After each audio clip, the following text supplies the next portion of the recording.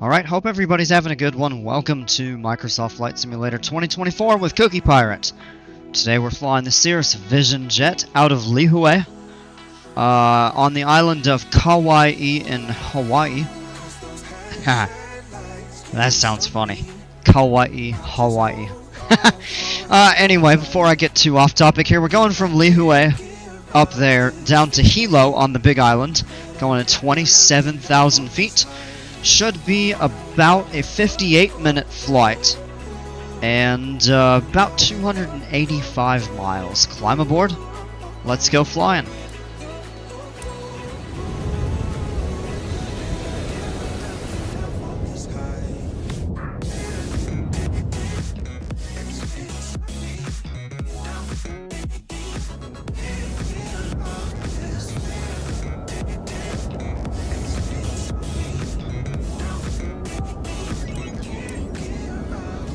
Alright, ready to fly, we're loaded in. Let's go ahead and quick pre-flight.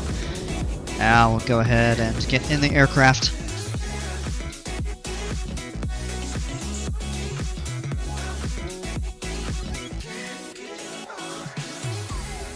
It just kind of sounds funny when I said Kauai and Hawaii.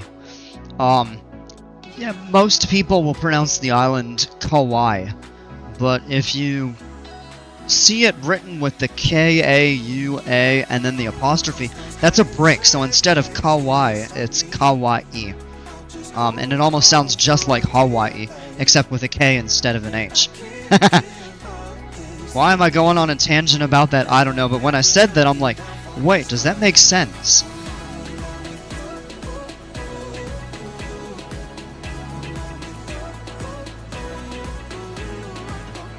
I don't know. Maybe I just overthought it. Alright, we got the battery switches on, turn the gen switches on. I am pulling up a map for Lihue. Alright, couple initialization things here. Fuel on board sink, 147 gallons, checks out. Weight balance is good. Strobe light on. Go ahead and set these up 27,000 feet for a cruising altitude.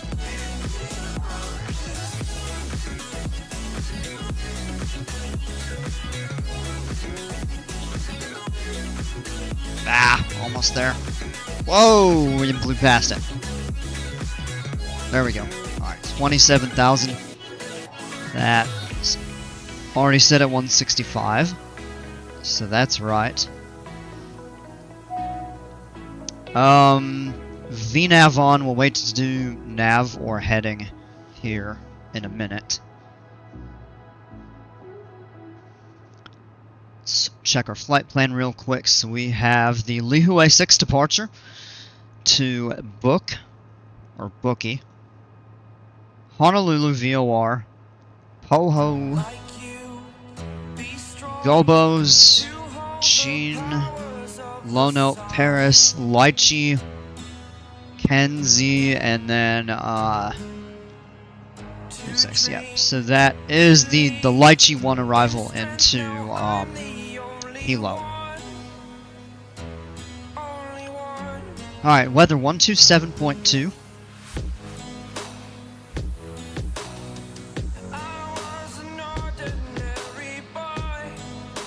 Lihue Airport Information, Quebec, 0100 Zulu. Wind 041 at 10. Visibility 10. Sky condition clear. Temperature 26. Dew point 20. Altimeter tree 00 tree. ILS runway tree 5 in use. Landing and departing runway tree. VFR aircraft say direction of flight. All aircraft read back hold short instructions. Advise controller on initial contact you have Quebec. Alright, so 30.03 on the altimeter, 26 Celsius or 79 Fahrenheit is the air temperature outside. Okay, let's go ahead and get this plane started up. Hey, Tortigan Tails, how are you? Welcome to Cosmic Cow Airlines. Oh, that's a good one. Alright, engine knob to run, start, stop. Let's watch it spool up. Okay, there we go. N1 is moving before N2 reached 25%. That is good.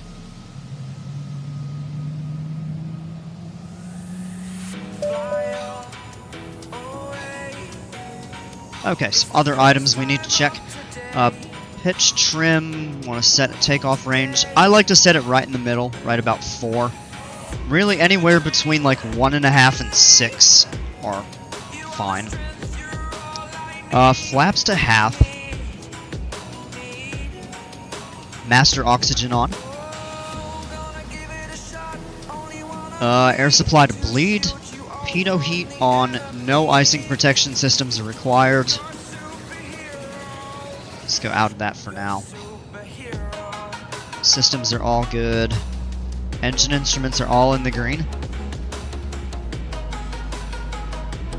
So we're gonna take runway 3. I'm gonna pull that up. Actually click on the airport. And I'm gonna try to do this a little bit more often. Instead of pulling charts up on my second monitor, I'm gonna try to pull them up on the tablet so that when I'm talking about them, you all can see them, and it might actually make, maybe a little more sense. So we're gonna go down to charts, airport, we're gonna go to FAA charts here. Airport diagram. So we're parked kinda over here. So what we're gonna do is come out, go down Alpha to Mike, take runway 3 for departure. The heading is 035.7. We round that up to 036. So we're going to set this heading mode to 36 degrees. That is runway heading. If we look at this, 552 feet. We're going to start a turn to 080. And once we get sufficient altitude, we will go ahead and proceed direct to booking. I'm not sure exactly how they pronounce that. Okay. So we'll turn heading on, 036. Nav is off, VNav is on, altitude is set, and 165. We're going to activate takeoff go around. I want to make sure that goes up to 7.5 to 10 degrees. It's good there. Auto throttle is armed. It won't activate until we apply takeoff power. Okay, from here... Oh, a couple things we're missing. These don't clear in the pre-flight, so you actually have to manually remove them each time. And we're just going to go straight ahead, and then to the right. We are ready for taxi. Parking brake off, throttle up.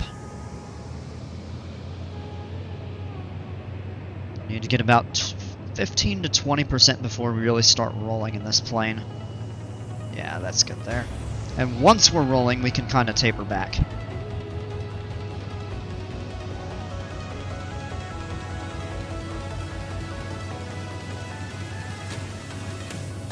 Now we'll actually take this first turn out. There's just a few hangars there. Beautiful view of the mountain and the canyon out there.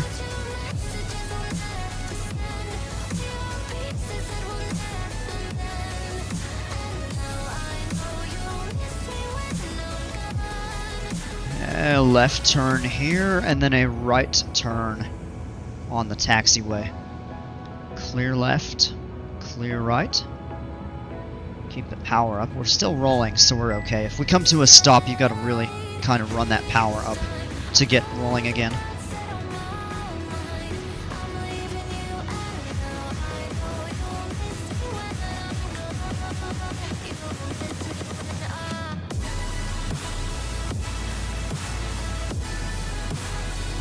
We can keep a little more power in. We want to taxi this plane at about 20 knots. 15 to 20. Generally not faster than that. put a little bit more power in. As the runway will be taken off there. 2, 1, and 3. Be coming past the airport terminal here in a minute. We'll get a good view of that. Yeah, about 16 knots right now. That's pretty good. Cool planes parked up over there by the hangars.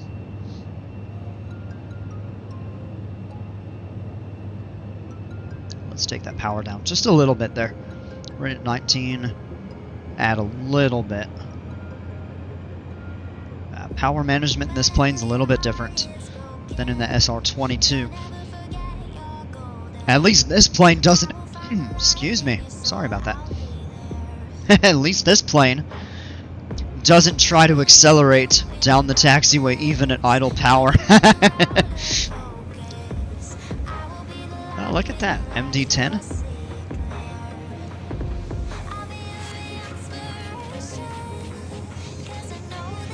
Alright, a little more power there. Not quite that much.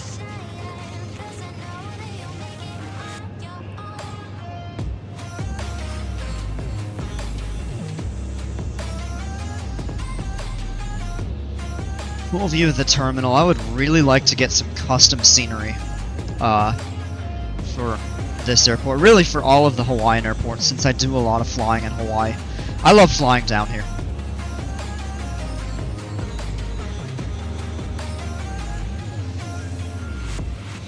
Just over the time, you know, flying in the airspace and everything like that, I've become quite acquainted with the airspace, the different airports, all of that stuff.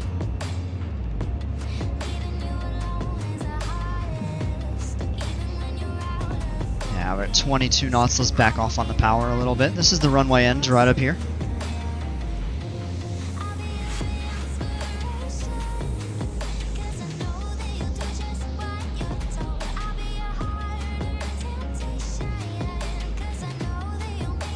Coming up to the hold bars, and we'll do a couple quick before takeoff items. Stop right there. Perfect. Okay, parking brake is set. And just 1 second here.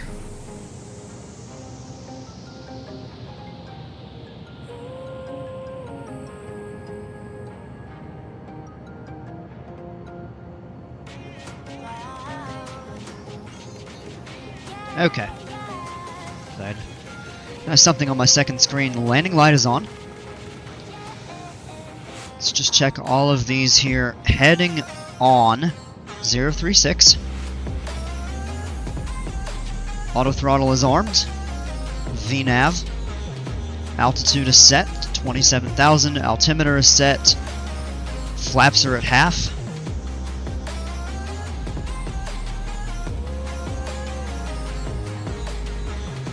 Clear that way. Clear that way.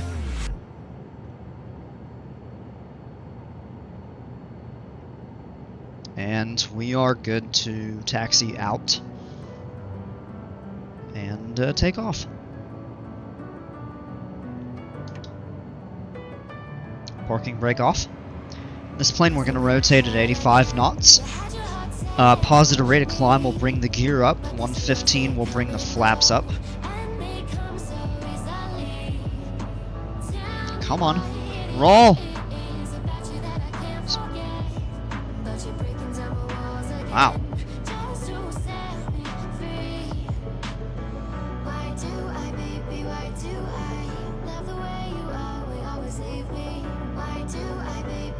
Wonder we might be going slightly uphill right there, because that took a lot of power to get moving.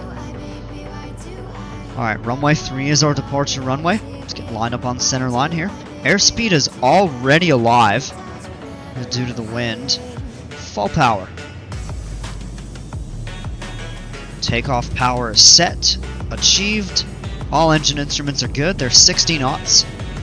75. 85 rotate. Up. Beautiful. Alright. Positive rate of climb. Gear up.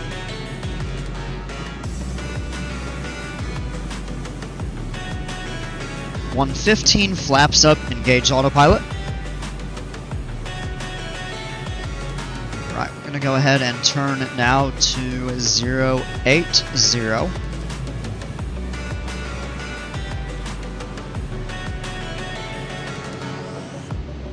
FLC on. That'll bring us up to our 165. And quick view outside. Right off Lihue. We started parked over here. And we just taxied all the way down to there. So, great view of the city of Lihue back here. Great view of Kauai Island. Look back into the cockpit here. And we're going to continue climbing out on this heading until we get higher up. And we can actually set direct to Bookie at that point. Turn the landing light off. MCT, yes, set. Perfect. Alright, so we're going to go direct Bookie at this time here. Give us a little bit of a shortcut. Not much. A little bit.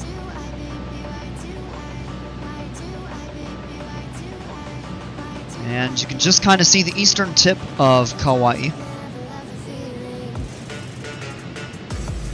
Nothing but ocean out that way, as most of the island is behind us. Oh, you know what? I set direct. This is what we're going to do. We're going to turn nav on and re-select direct there. So it'll actually just pull us in on the GPS course right there.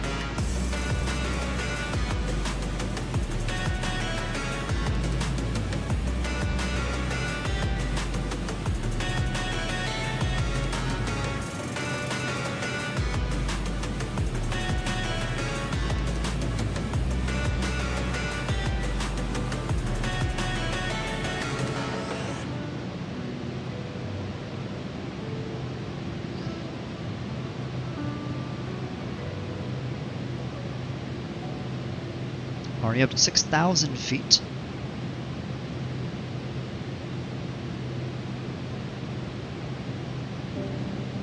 Got a little bit of a headwind right now, but that is supposed to shift over to a tailwind here once we get at a higher altitude. Cruising at 27,000 feet tonight. And actually, off in the distance, you can kind of see it. This is the island of Oahu. We'll be flying right over it. Dale, what's going on, man? Cosmic Cow Airlines. I love their catchy track. Yes, that's one of my favorites as well. All right, we can go ahead and go full screen on the map and zoom out a bit.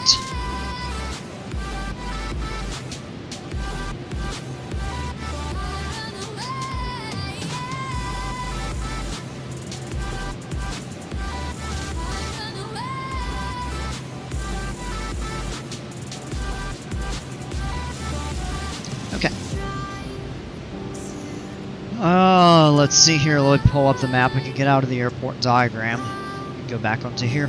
Our route today is taking us straight over the Hawaiian Islands. Pretty much the entire chain. So this is Kauai right here.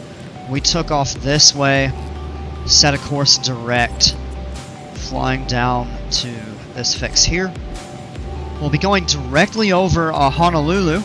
Actually should get a really good view of it if it isn't clouded over. The weather looks great over most of these islands. And we'll be passing down over here, a little bit over Lanai and Maui.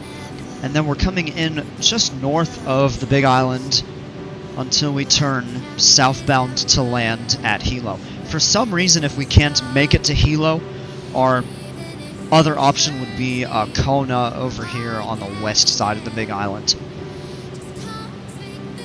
Should be good, about a 58-minute flight.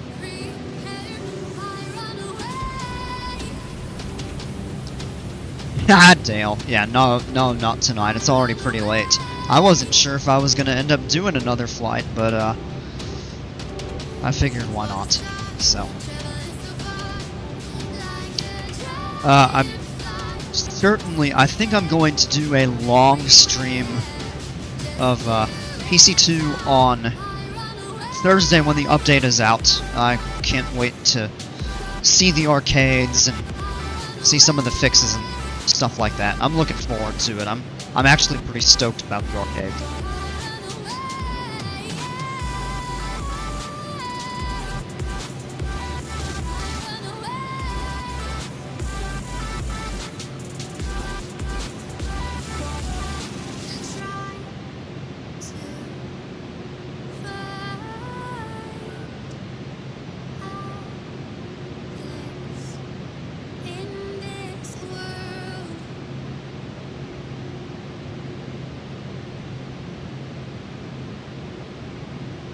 I'm calling out sick.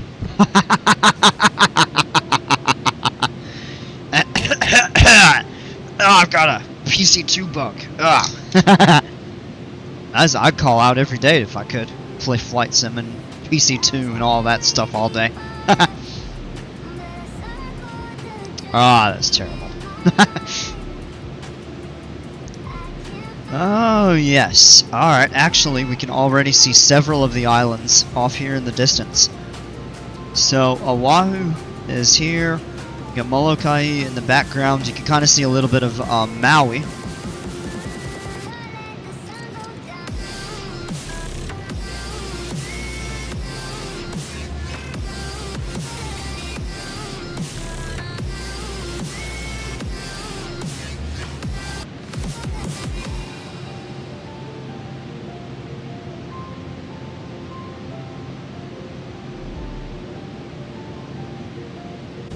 Got a view outside. Great view of Kauai all in the back here. There's the Lihue airport where we took off. And actually in the distance you can see Niihau, which is one of the smaller islands. Still one of the 8 main. Yeah, I was looking, but I think we're a little bit too far away to see it. But there's on one of the streams I did recently, like within the last week, when we kind of landed over here on the beach, we flew further south looking for Kaula Rock. How many passengers does this carry? The way it is set up right now, I think 4. But I use, yeah, it's executive seating. The plane, if you have all the seats installed in the back, you can carry up to 6 passengers, 7 people counting the pilot. But in this configuration, it only holds 3 passengers, and then and it's got more room for cargo. And I set that up because the plane flies lighter this way. So it's more fuel efficient, you get better performance and stuff like that. Still a very capable plane. Alright, up here, 17,000 feet. Temperature's 20 Fahrenheit, -7 Celsius.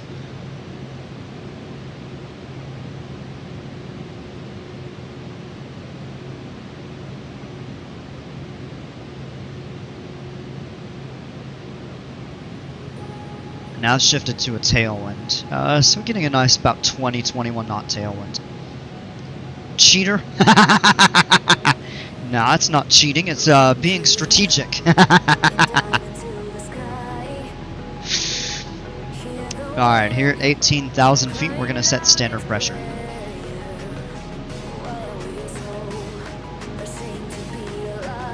Great view of Oahu coming up here. We're actually going to be flying right over Honolulu. So I'm hoping we'll get a really good view of the city. Great view of Waikiki Beach, Diamond Head, or what they call Coco Head. That actually might be too different. They are. Yeah, okay, Diamond Head is further west. We should be able to see both points, though, actually. So that'll be neat. Actually get a view of Pearl Harbor.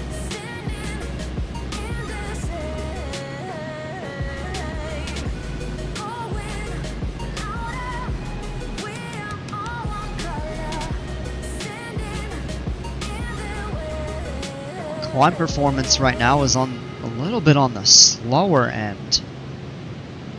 were not heavy, but yeah, well, that's probably part of it. Up at, 19,000 feet, the temperature is as warm as it is. It's usually considerably colder, and when the air is warmer, you get worse climb performance with the aircraft.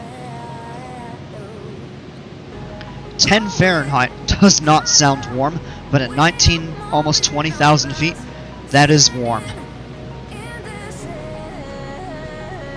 We will never forget, nor will they.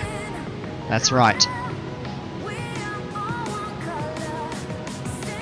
Hard to imagine just 10 years after that, the US and Japan became allies. They're one of our most stalwart allies now.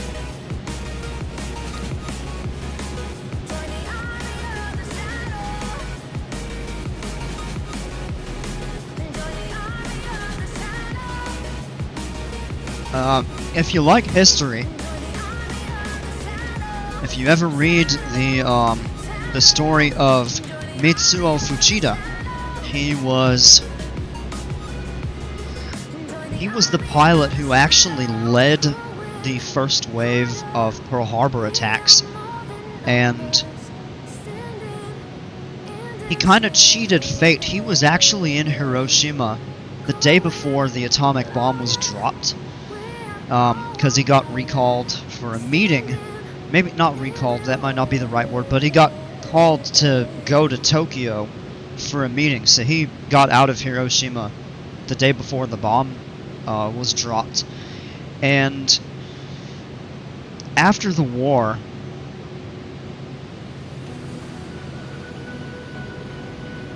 well, no, he left the city the day before the bomb was dropped. But after the war, he has a really interesting story. So he met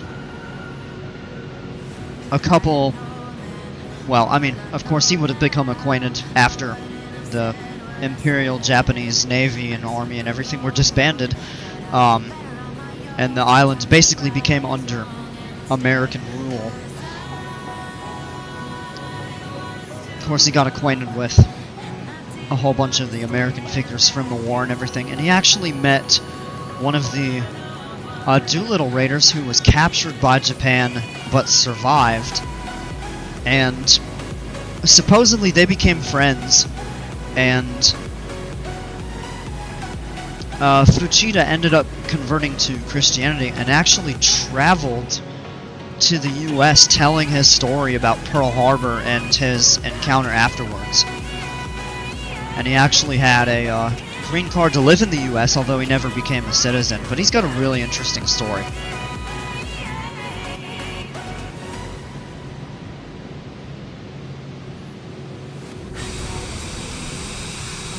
Outside you can kind of see, well no, you can still very clearly see Kauai in the distance.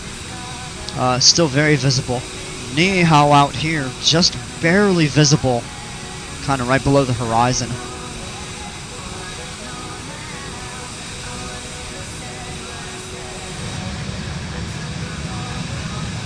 Back out here, you can see a bunch of the islands here. Oahu. Let's see what else. Lanai, Molokai out here. You can see Maui. Can't see the big island yet. Actually, might be really tough to point out, but I can just barely see a trace of it over here. So kind of right up here over, like, Oahu is where you can kind of see all the islands. We're only still 24,000 feet. Yeah, it really is interesting.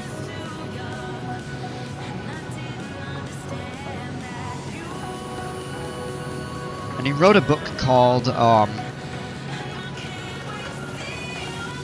From Pearl Harbor to Calvary, which is pretty neat.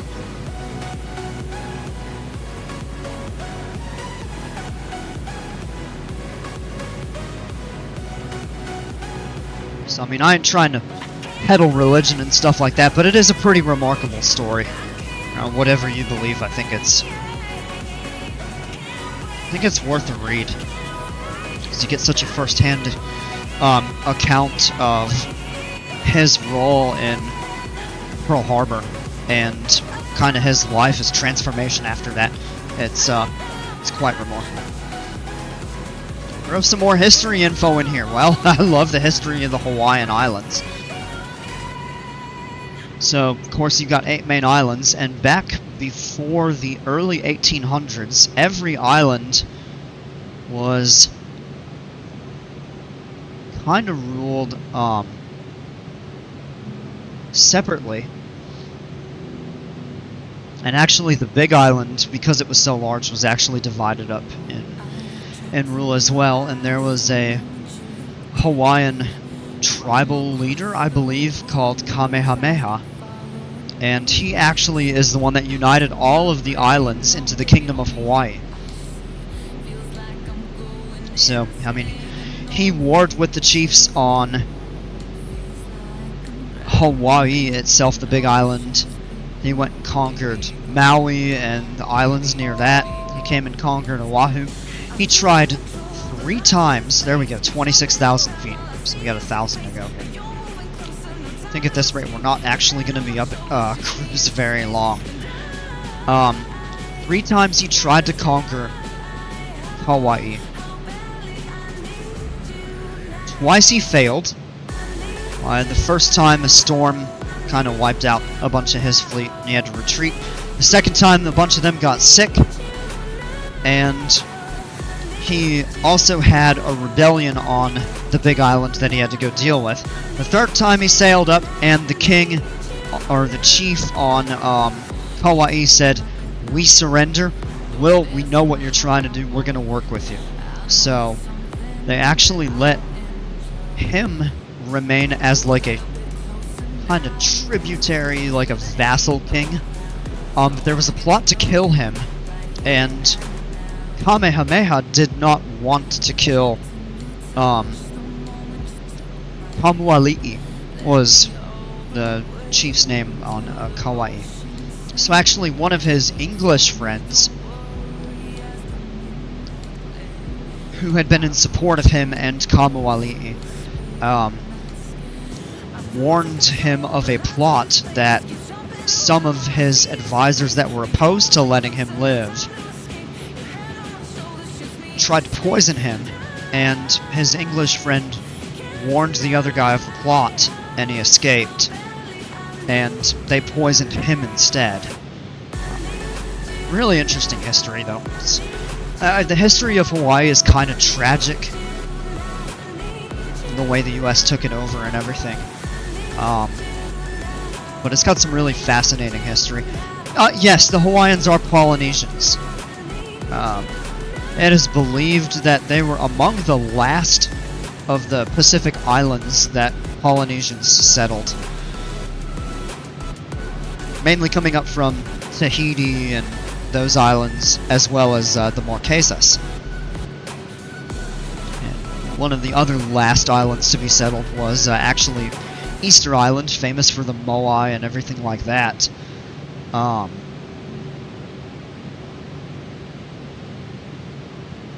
It was also believed to be a group of Polynesians that went from the Marquesas Islands. The Dog the Bounty Hunter episodes were depressing. Yeah.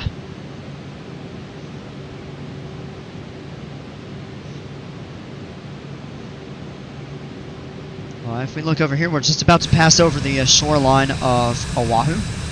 Right there off our left wing, you can see the westernmost tip of Oahu. Bandwidth too low? I wonder why. What in the world? I'm just going to download the scenery and the places I fly a lot, so I don't have to worry about bandwidth. This is Oahu's famous North Shore, where they get a lot of really great surfing.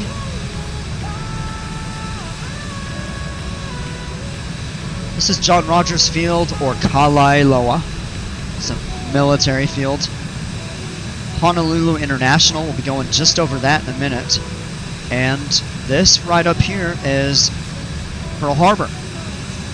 And you can actually see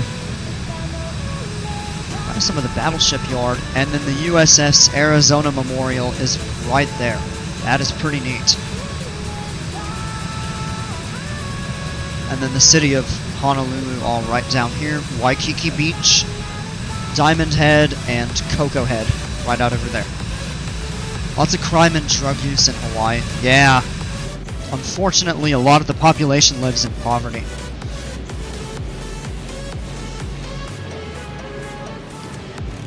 And they rely so much on tourism.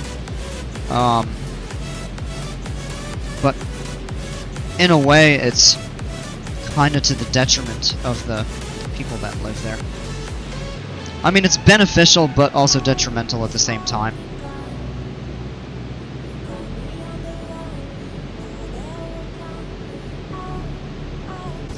Yeah, let's grab some more views of that. Yep, okay. So we can see the city of Honolulu loading. I think everything's... it's a little fuzzy, I think probably because of whatever connection issue I said. Or maybe I'm just using too much bandwidth at the moment, so it's kind of slowing it down. But yeah, really good view of USS Arizona Memorial. And then if you look closely, right there is the USS Missouri. Kind of battleship that saw action at the end of the war there.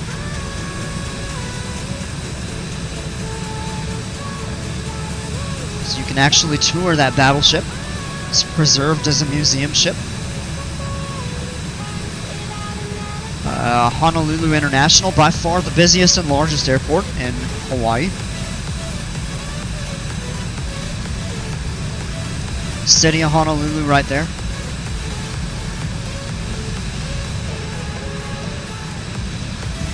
Dale, yeah.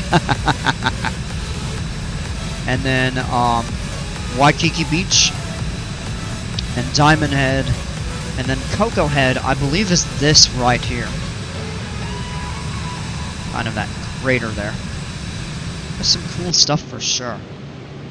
Now looking at these islands out here, this is Molokai, Lanai. Kaho'olawe is a little bit clouded over at the moment. And you can see Maui, these two volcanoes. This is the West Maui volcano that's eroded.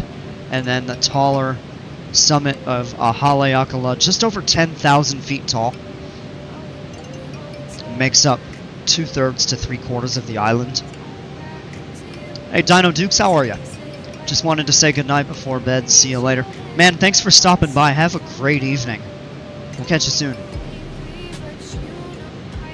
And then off in the distance here, you actually can see the big islands more clearly now.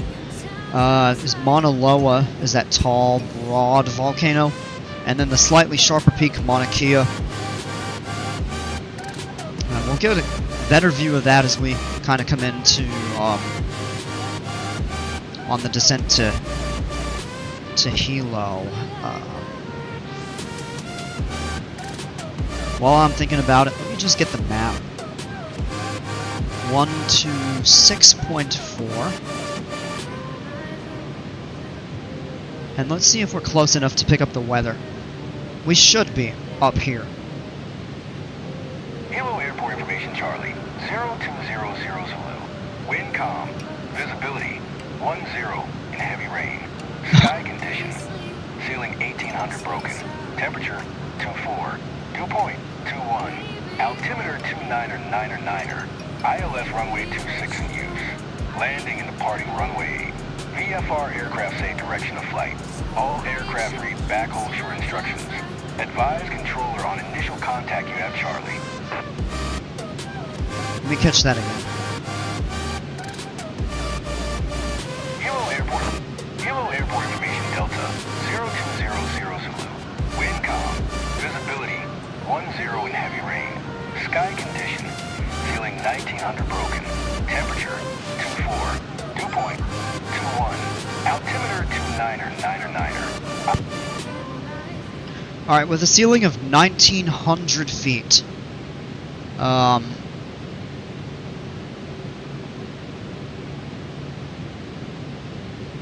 It's interesting they say ILS 26, but landing and departing runway 8. With the wind calm, no, we're not doing that. So we'll actually land 26. We'll plan for the ILS. So what we're going to do is go procedures, approach, ILS 26, and I'm actually going to pull the chart up So let's see, some of these fixes, Kenzie, Seacob, FAMOP, or the Hilo VOR. So let's actually click on the airport here, more info, and we can go to charts. Let's pull the ILS-26 up.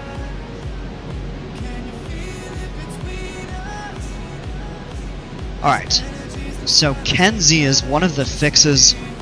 We can go no procedure turn, so we go to KBIX, Seacob, and turn in Waikik is the final approach fix. So yeah, we can actually, what we'll do is just Kenzie right there, load, but not activate. And it should point out our top of descent on the map. So actually be up here at cruise a little bit longer than I thought we would. That's going to add a little bit to our flight time. But that's fine. Yeah, heavy rain. Yeah, he said heavy rain.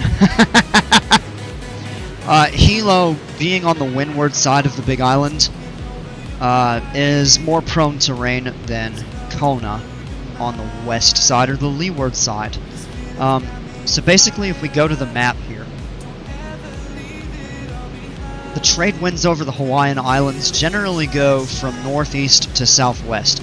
The windward islands, or what they call the windward sides of the islands, I should say, are the sides that are exposed to the trade winds.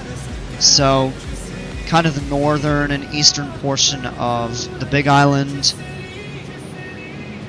kind of more over here on Maui, like that, Oahu's North Shore. Hawaii is a little bit different, because it's more isolated from the rest of the islands, but kind of the same thing. Kind of up there gets more rain. And then, the leeward side are the sides that are protected by the mountain range that kind of break the trade winds. So, the southwestern sides of the islands, and they tend to be a lot drier and hotter overall. But that's not to say they don't get rain, they definitely do. But just to a lesser degree than the windward sides. We're going to die, aren't we, LOL JK, but have you died on live stream yet? You don't die in the sim. If you crash, it just automatically ends the flight, and it can actually, like, rocket you back into the sky, and you just resume your flight from the last point. I don't think any of the crashes that I would have had would be fatal, although they certainly would have damaged or destroyed the aircraft. But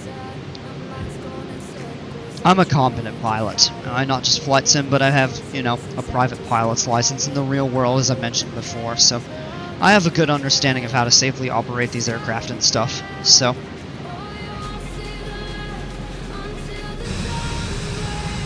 Let's take a look out here. This is Molokai. Great view of Oahu. You can kind of see a little bit of clouds or haze building. And Kauai just barely visible in the distance now. Kind of right out there.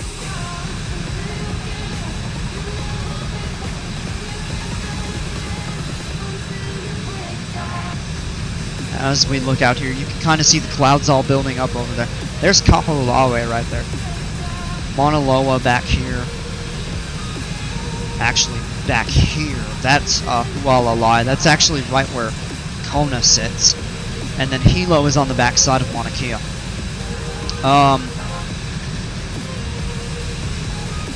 You can kind of see the clouds building up over there. So it's going to be a little bit messy on the way in. Of course, I said heavy rain. The weather's not great, but we'll deal with it. How's work been going? Is it getting more operationally under control? It's settled down a little bit, but there's still a lot of issues. I don't know, man. Still kind of a mess.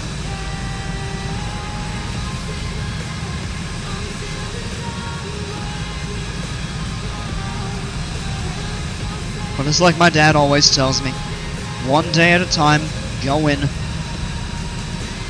keep doing what I do, you know, a good job, supportive of my team and everything.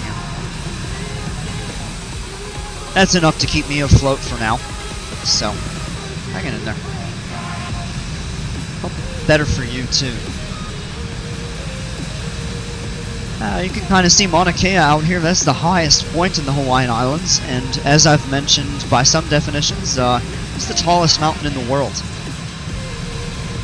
Not the highest, of course, but considered the tallest from its base on the seafloor up to the summit at just under 14,000 feet. Haleakala over here on Maui is just over 10,000 feet, and it is a dormant volcano. And when I went to Maui, I really wanted to go to the top of it. It's a beautiful place to watch some incredible sunrises, and you get fantastic views of a bunch of islands. On a clear day, you can see as far as Oahu, and you can very clearly see the Big Island if the weather allows for it.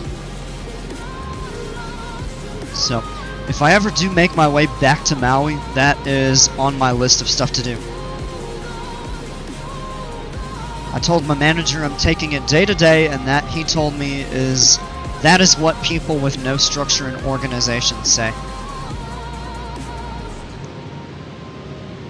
I don't know. I can kind of see why he would say that, and in certain cases he's right, but in other cases he's wrong. So, I don't know. I don't fully agree with that statement. Yeah, 27,000 feet. It is minus 24 Celsius, minus 31 Fahrenheit. And up here we are getting a very nice 38 knot tailwind. I'll take it.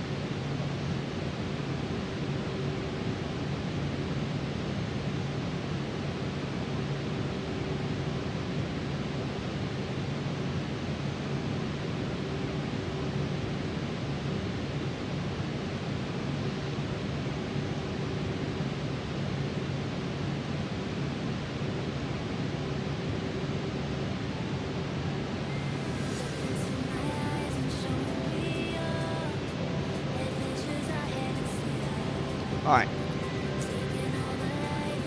If I come back in here and pull the approach plates back up, look at here. So 4,000 feet at Kenzie. We got to be at or above 4.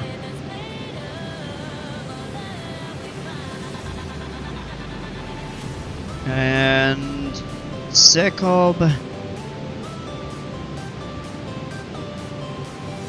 Alright.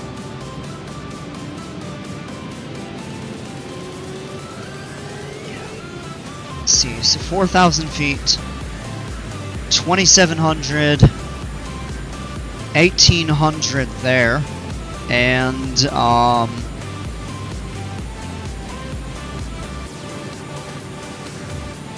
minimums are 288. Let's go ahead and enter that.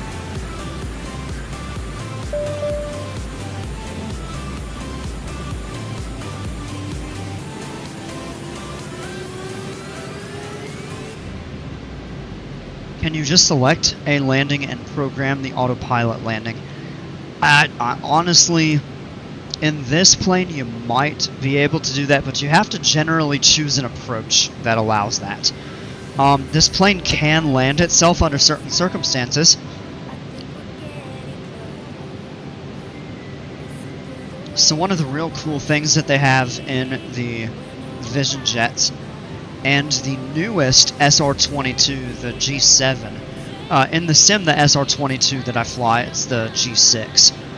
But this button right here is a safe return, and what would happen is the airplane will automatically descend, select the closest viable airport, and automatically land itself. So where you would use that is if you had an emergency to where the pilot would become incapacitated, a passenger would be able to reach up and press that button. Or in a circumstance that the pilot was having serious difficulties you could press that and it could automatically land and the pilot could just monitor. And you do have the CAPS system. We're not going to activate this. But if you pulled this handle, it has the parachute just like the SR-22. That would, you know, that would kind of soften the airplane's descent and prevent a potentially fatal crash.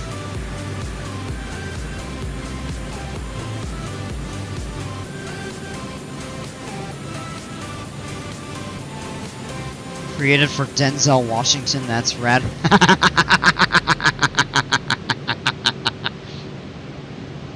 Haha, that's funny. Right down here, this is the city of Kahului on the island of Maui, the largest city, and that's the airport right there.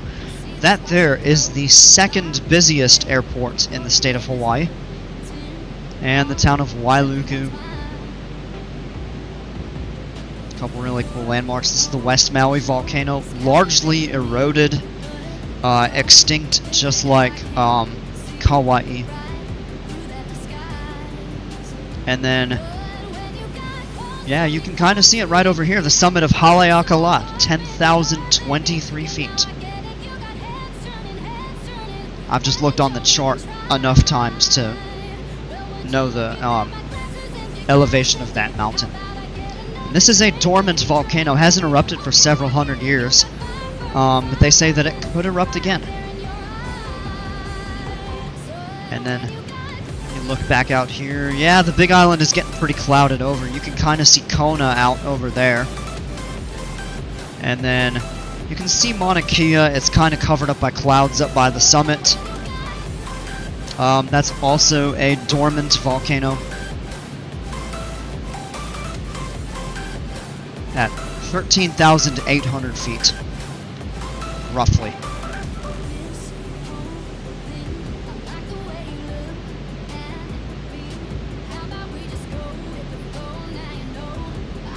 Is LAX LaGuardia or O'Hare the busiest airport in America? It's actually Atlanta.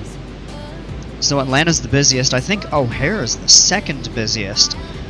And I want to say LAX is 3 or 4. LaGuardia is not as busy as JFK. It's smaller, so it has a little bit less capacity, although certainly still considered an extremely busy airport.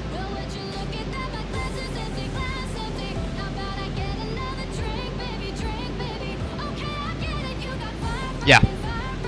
O'Hare used to be the busiest, and then actually, I want to say last year, by the number of takeoffs and landings, O'Hare actually passed Atlanta. Although Atlanta had more passengers go through it. Alright. Very slight angle adjustment right here.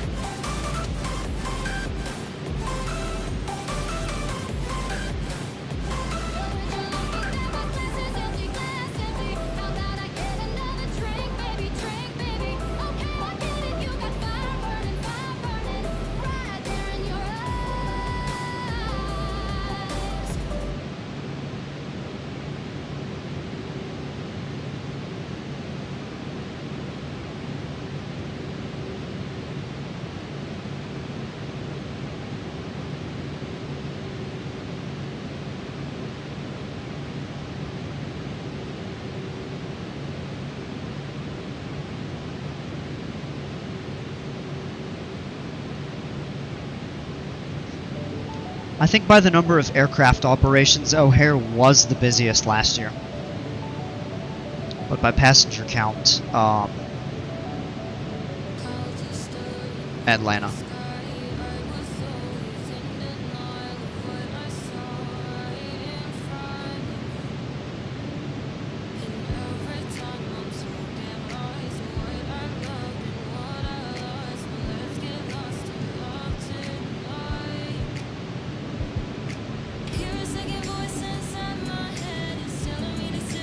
I love O'Hare. Midway is gorgeous too. I've never been in or out of Midway, but I do like O'Hare. Alright, let's go ahead and step this down. The lowest we can go right now is going to be 4,000. Just preparing for that descent. we go. Little bump, little light turbulence right there.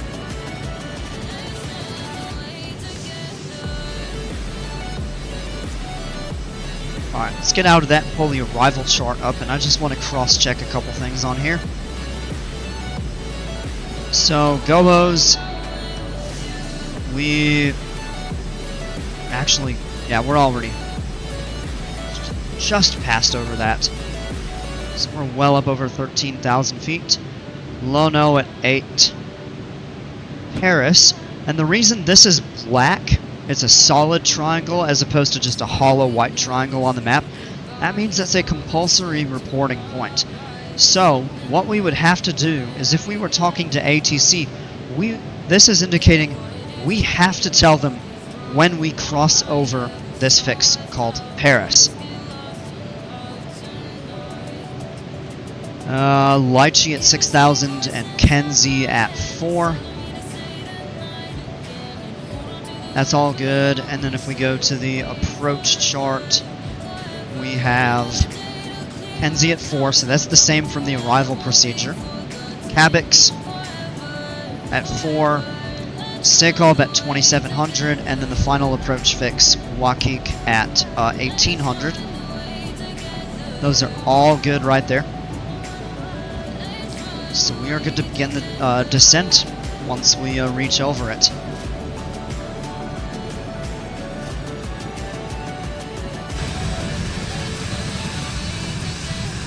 Great view. This is the northwestern tip of the island of Hawaii, the Big Island. And yeah, we're just coming up abeam the eastern portion of the island of Maui. Great view of Haleakala. And yeah, you can still see little bits of the other islands, Oahu in particular. I don't think you can really see Kauai anymore.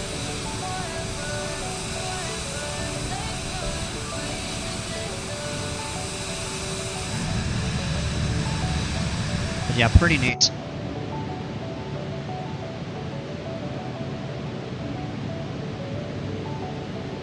Haha, LFG, yes!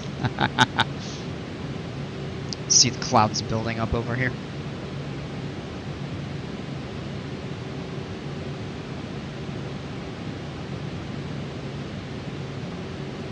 I just can't let you go. Lord knows that I've tried to. You said I was the only one. No one likes being lied to. You made this mess and left me with the pieces. Vertical track. Alright, starting top of descent in 1 minute. 4,000 is set. I think we're looking pretty good.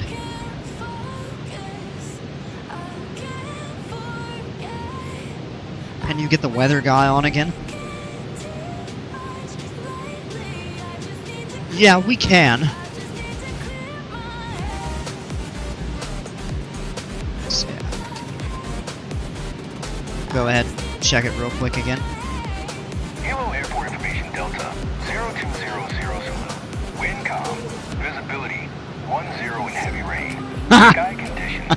Feeling 1900 broken. Temperature 24.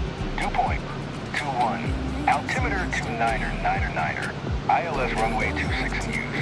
Landing and departing runway 8. VFR aircraft say direction of flight. All aircraft read back hold short instructions. Advise controller on initial contact you have Delta. Hilo Airport Information Delta 020. Here we go. Yep, so same thing, 10 miles visibility, heavy rain, 1900 broken for the clouds, and they're saying 75 Fahrenheit, 24 Celsius on the ground. And we have started our descent, and they're kicking a relatively steep descent. But trusting our GPS and VNav, we should be totally fine. Zoom in a little bit there. 29er. So that's the air pressure. We set our altimeter setting 2999, and we will set that once we descend below 18,000 feet. or just above it.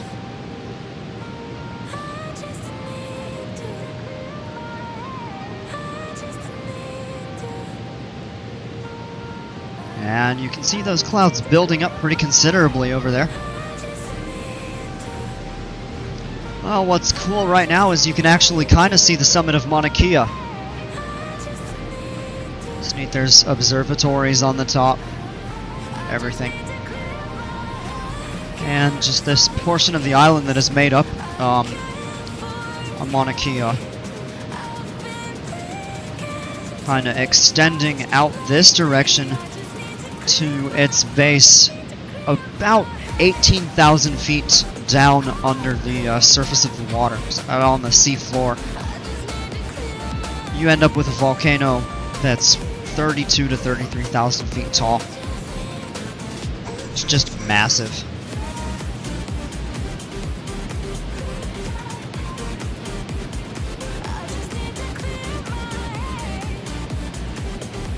The summit of Mauna Kea, I've got to pull that up on my second monitor on the chart. 13,803. So, tallest point in the in all of Hawaii.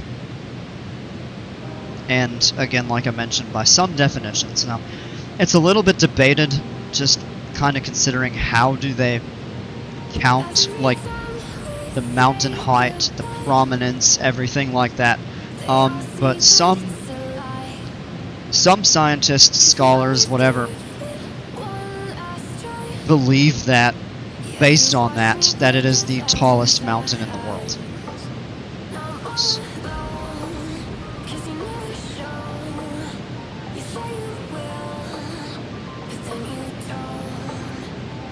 Yeah, great view of the summit. Unfortunately, Mauna Loa is clouded over.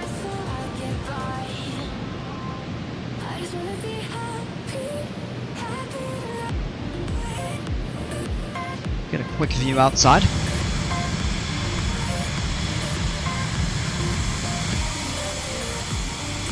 And yeah, we're starting to lose our views of the other islands as we go. Well, not necessarily because of sea level, although some calculations, interpretations kind of take that into account. But if you think about it, all of these islands were formed by a hotspot to where, you know, just land ended up breaking up over the water, or above the water, as underwater volcanoes were erupting, continually spewing, you know, lava, rock as it accumulated over time. They built up these islands which reach well above sea level. So the base of the ocean around here can be as much as 18 to 20,000 feet deep. So if you think about it, if you measure from its base on the sea floor, you have this one volcano made by a hotspot that was built up, you know, 32, 33,000 feet, except it's just 2/3 underwater. So,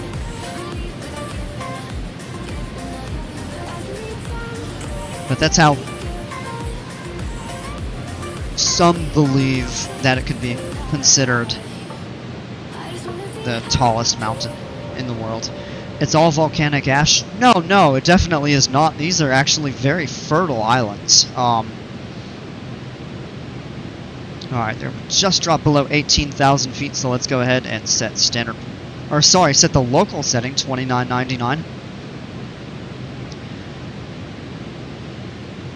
So just over time, as that has accumulated and it's softened and created soil as it's broken up and everything like that, it's actually created a very rich and fertile soil that allows for, you know, forests to grow, the development of agriculture, all sorts of stuff like that.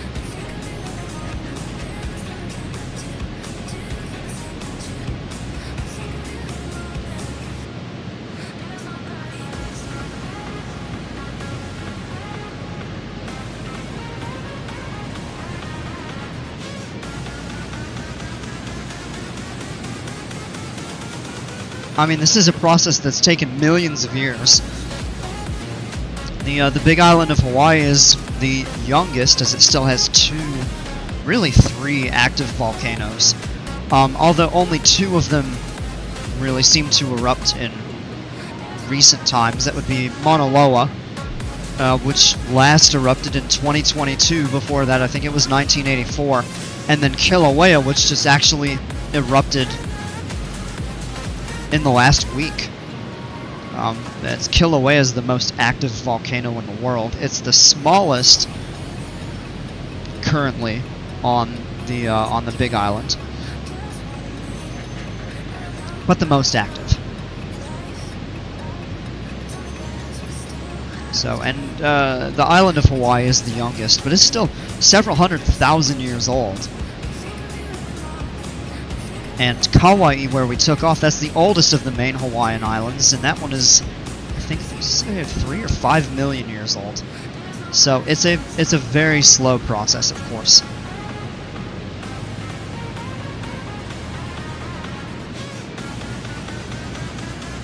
Alright, I would like to adjust this crossing restriction rather just to be above 4,000. I'd like to get at 4,000. So we're going to re-enter that. And that is set there. That may actually adjust our descent profile. Not much, actually. So that doesn't really seem to have too much of an effect. So it looks like we were targeting that anyway.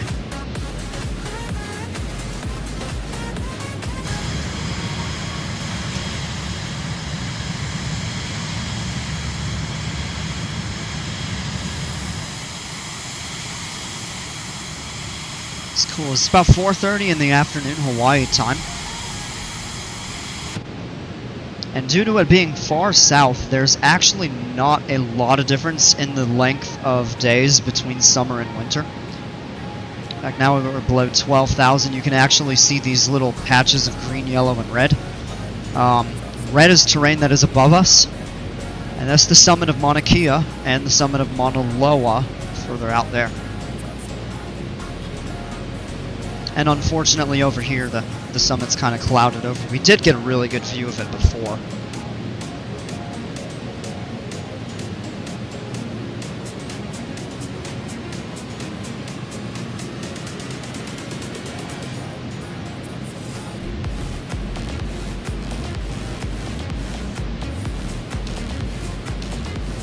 Let's try to get this plane.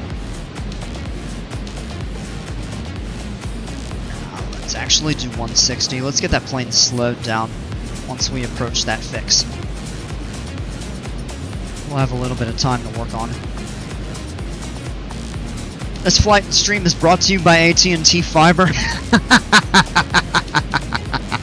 Shameless advertising. Hey Nick, how are you? Can I get a drink, sir? Any flight attendants on board? No, but the nice thing about these small planes with the executive seating is, you can bring your own drinks. Or we can even just have them on board the aircraft for you to make your own, provided by the flight crew. Rum and Coke and make it a double strong. Ooh. As long as there's not much turbulence, don't want people getting nauseous. So you can actually see over here the city of Hilo, back here in the airport, kind of sits back over here. Fortunately, Cookie Pirate doesn't allow alcohol on his flights. Oh, I don't know about that. I would allow it, just don't get drunk on the plane, please.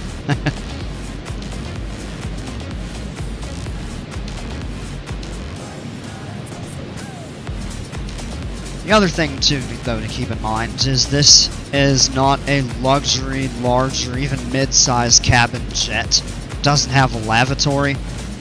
It's still a very nice airplane. Full of safety features, full of comfort features, and everything like that. Of course, they're made for shorter flights. But no lav on board. So...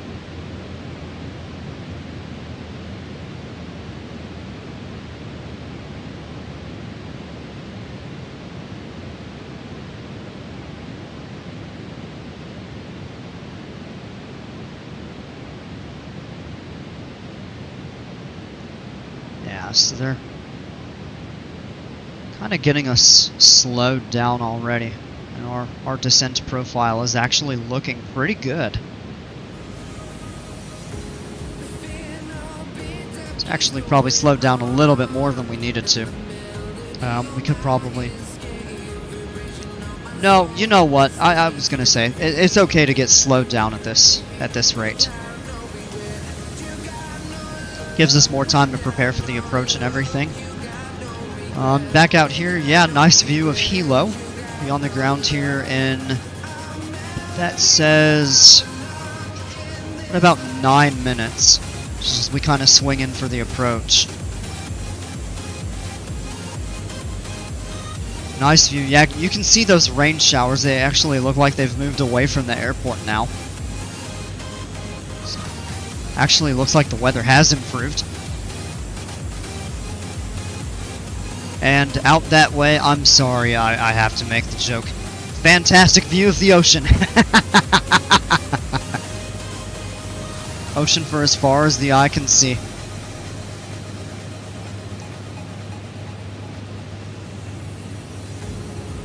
Actually, going up that direction, the next land you would see would probably end up being Alaska, several thousand miles to the north. This flight would cost over $4,500. You know what?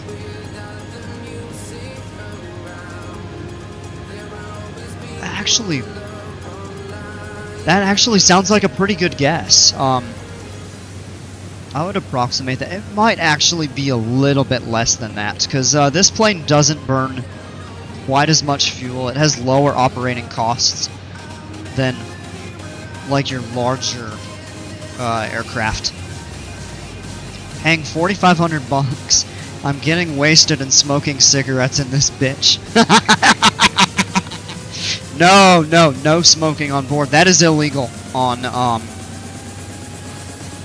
not only, of course, your airlines, but I think there is actually even a restriction of smoking on board a corporate aircraft as well. In fact, I don't even think you'd really be allowed to have any sort of open flame smoke on any aircraft, even your own personal general aviation aircraft.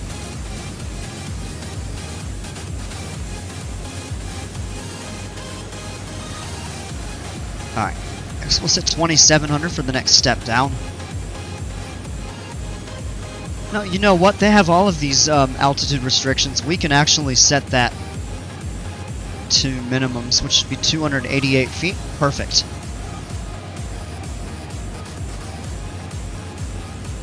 No way.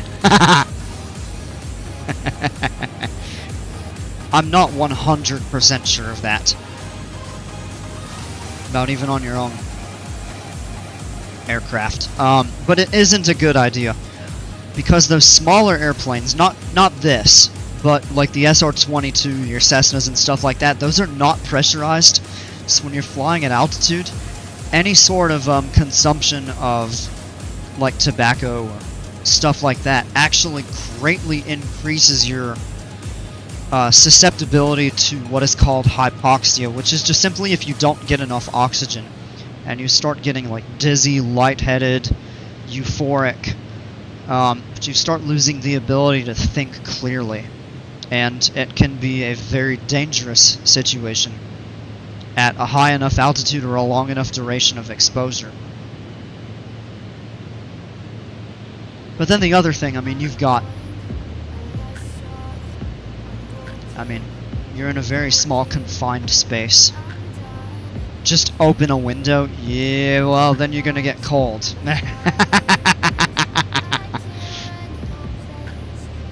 Ladies and gentlemen, I present to you, Bad Ideas While Flying, presented by Dale Hacks.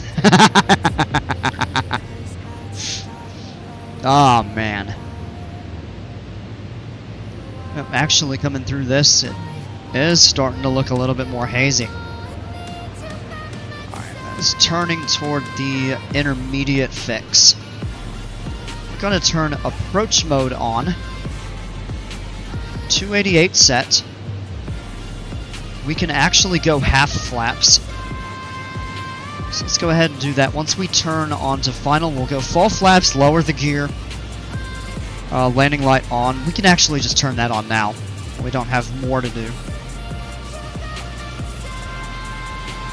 What you want to avoid is task saturation. If you're trying to find out a bunch of info about, you know, the weather or your landing airport, trying to get all of these items on the checklist done, so it's okay to do them a little bit ahead so that you're not what you call task saturated or oversaturated to where you're forgetting or simply don't have time to do important things.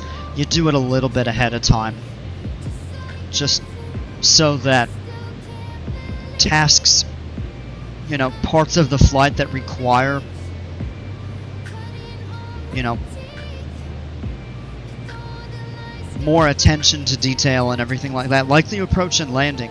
You don't want to be doing a bunch of other stuff while you're trying to land the airplane or flying the approach.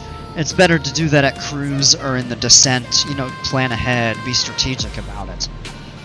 So.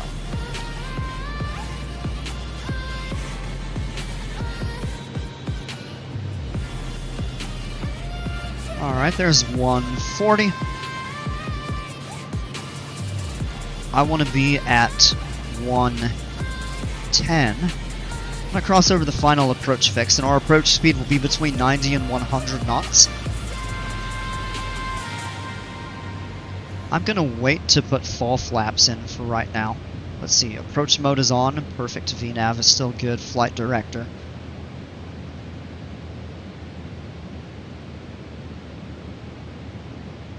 Now we're actually looking really good right now.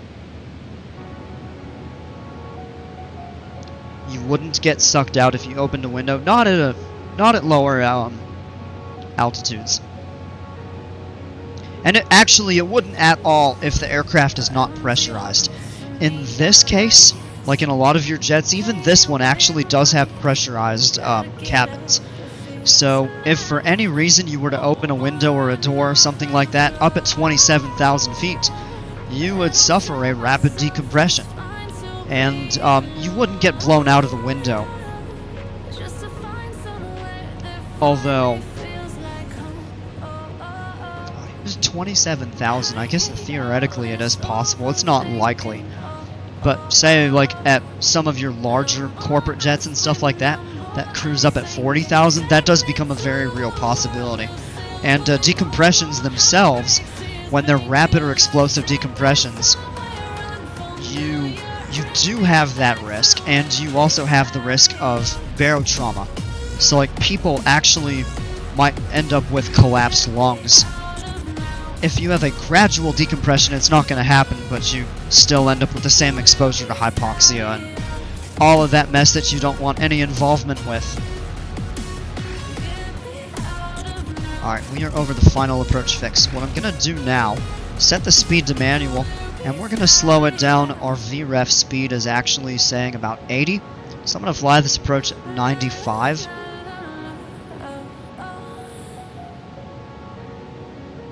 Yeah, there we go. It's going to slow the airplane nice and down. We're going to go full flaps, gear down. Landing light is on.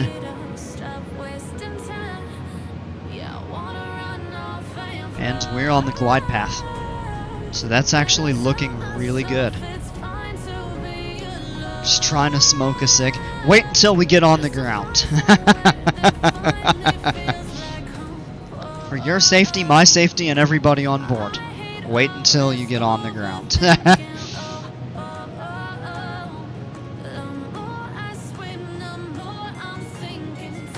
Now, I don't advocate for this, but I do believe there is no restriction on like smokeless tobacco or, you know, nicotine pouches or stuff like that, because they're not open flame. VREF is down to 79. Wow. It's very slow. You want to fly the approach at about VREF plus 10, so we'll slow down to 88, 89. We're actually looking really good on this approach. I mean, the autopilot is still doing it.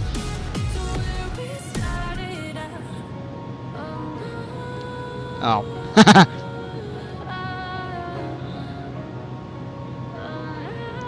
I am Mr. J, how's it going? I saw someone light up walking to the plane, and I've never heard so many people shout at once. Ooh. Alright. Once we get to minimums, we'll actually hand fly. All of these on the red is really interesting, but it says we're flying the glide slope perfectly fine.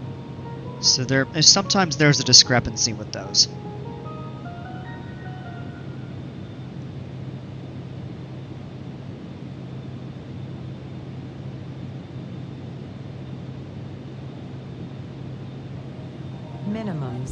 Minimums. Alright, disengage the autopilot, or hand fly the plane.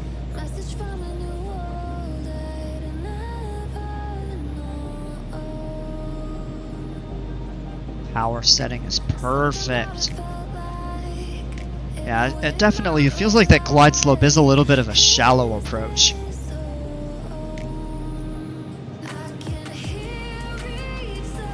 Alright, coming over the numbers, we're going to pull that power out. And this plane is just going to nice and easily kind of float to the ground here. Flare just a little bit. Power to idle.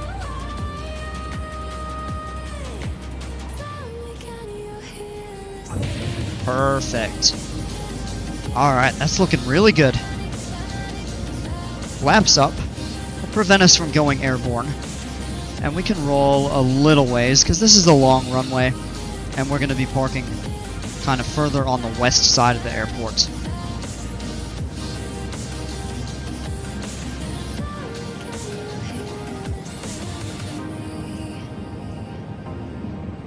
Keep our power in at about 20 to 25%. That'll keep us that speed rolling down the runway here. And we're just steering to remain on center line. That up there is going to be the hangar that we're going to park at. Actually going to go back past this. We'll take the next turn right down here at the end. Not at the end, but closer to it. Alright, let's hit the brakes.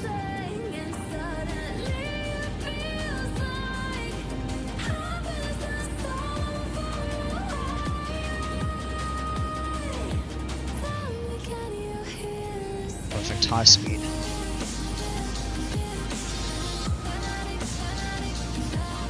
Alright. Come up clear of the bars, and I'm going to stop right here. Power's idle. We can turn the landing light off. And let's just pull up our tablet and find our parking location. So we exited right here. There's another runway right there. Yeah, so we're going to go across and park on that ramp over there. My favorite airport, Luxembourg, ends up with funny situations where 747-8s are waiting for little Cessnas to get off the runway, and it always tickles me. Yeah, it is kind of funny when you have a mix of really small planes and large jets like that.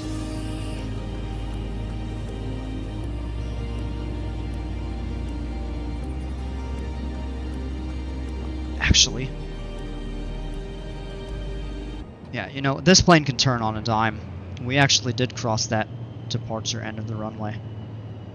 Of the secondary runway, not the one that we landed on. So yeah, we actually can go in and just park over here on the ramp.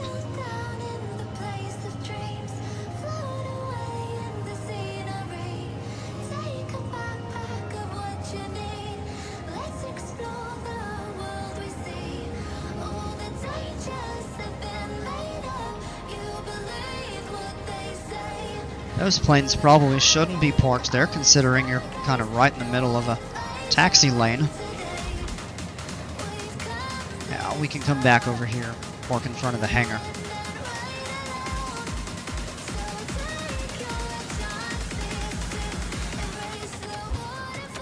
Rum and coke in hand while smoking a cig. Yeah. Once you get out of the plane, Cookie Pirate is my favorite pilot. He's getting a big tip. Yay!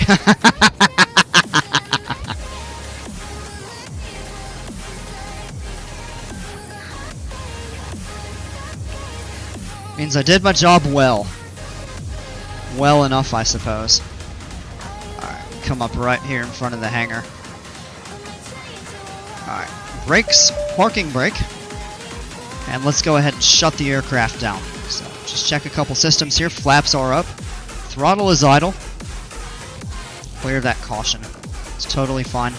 Pitot heat off. Air supply to fresh. Master oxygen off. That depressurizes. Or not depressurizes, but it just shuts the systems off so it doesn't try to pressurize. And strobe lights, we leave that on. Gen switch is off. Engine knob to off, and hit the stop start button. Engine is spooling down. Alright, below 24%, we can continue with the shutdowns. Strobe lights are coming off. Battery switches are off. All systems are good.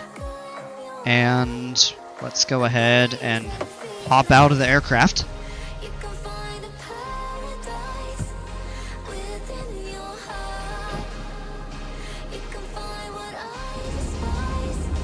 And there we are.